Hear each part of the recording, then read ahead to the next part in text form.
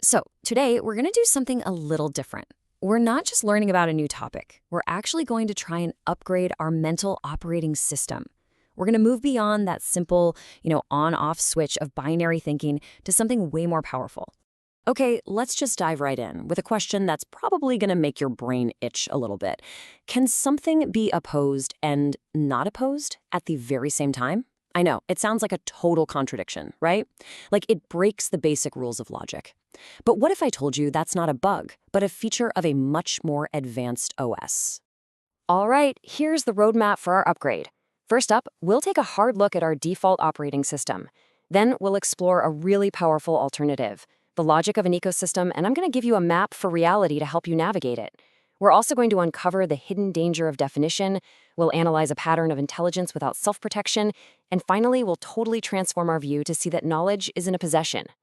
So let's start with our current default software. What is it?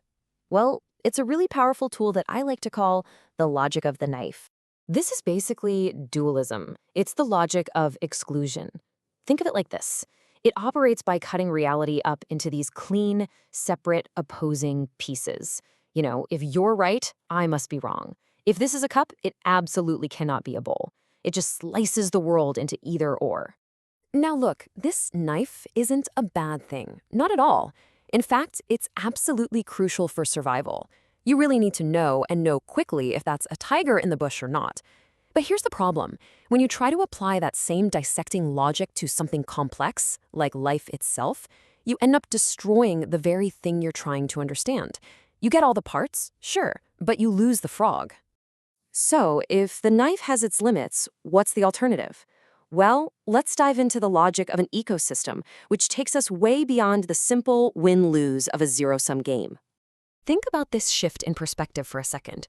Through that old dualistic lens, the wolf and the deer are just enemies, predator versus prey, simple. But if you just zoom out to the holistic view, you start to see something totally different, a single, integrated system. The wolf, by hunting the weak and the sick, actually keeps the entire deer herd healthy. They're functionally coupled. The wolf literally becomes the immune system for the deer. And this is the really crucial point here. Holistic thinking isn't about just mushing everything together into one big gray blob. No, it's about maintaining distinctions. A wolf is still a wolf, a deer is still a deer, without forcing them into a division.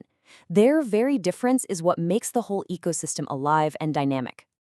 Right. This all sounds great in theory, but how do we actually use this? Let's move to a really practical tool, a simple map for reality, what the source material calls the orthogonal intersection. It's super simple, just two axes, the horizontal or the x-axis. That's the what of life. It's your to-do list, the traffic, the facts, the data. It's just one thing after another. Then you have the vertical, the y-axis, and that's the why. That's the meaning, the purpose, the pattern that connects all those separate facts into a coherent story. And most of us get stuck living on just one of these axes, which is a total recipe for failure. If you're living only on the horizontal, that's the treadmill. You're super busy, you're efficient, but you feel empty. That's burnout. But if you're only on the vertical, you're a helium balloon, all meaning and good vibes, but you forget to pay the rent. You just float away from reality. And this map is so powerful because it helps us unravel these old, tricky paradoxes. Take the classic riddle, God is everywhere and nowhere. Well, with our map, it's not a contradiction anymore. Everywhere is a vertical description. It's a pervasive presence, like a signal in the air. Nowhere is a horizontal description, meaning it's not a specific object you can point to in a specific place. See? They're just describing two totally different dimensions. Now, this need to place things neatly on the map, it leads to this really critical bug in our thinking, our obsession with defining things.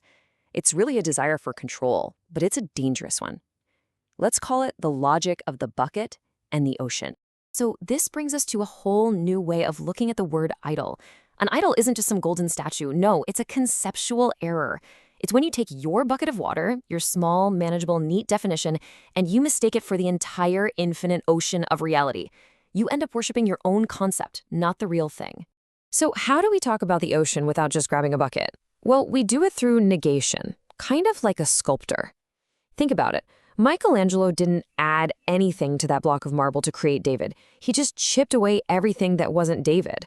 Saying what something is not isn't an act of destruction. It's a process of revealing the truth by getting rid of what's false.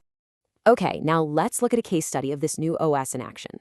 And look, a quick disclaimer here, we are not about to get into a religious discussion. Not at all. We are doing a structural analysis of a pattern of intelligence that's described in the source material.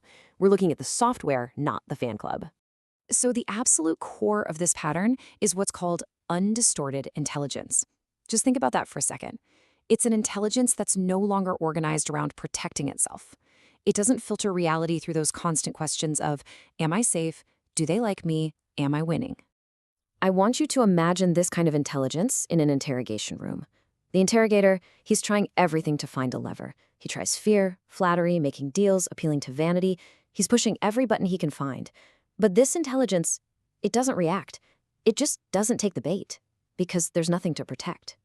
And because it doesn't need to protect some fragile ego, this intelligence, it just doesn't break. It stays whole, it stays coherent and stable, even under immense pressure.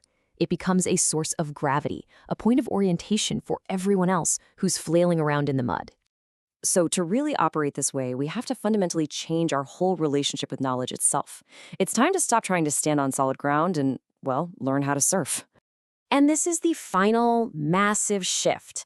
We tend to think of knowledge as a possession, like a rock we can stand on. It feels safe, static, certain. You have the truth. But reality, it's not a rock. It's a wave. It's moving. It's dynamic. So this new OS sees knowledge as alignment, like surfing. It's this dynamic performance of balance, a constant, responsive relationship with a reality that is always in motion. So let's just quickly recap this whole upgrade journey. We moved from the knife that cuts reality into pieces to the map that helps us navigate its different dimensions.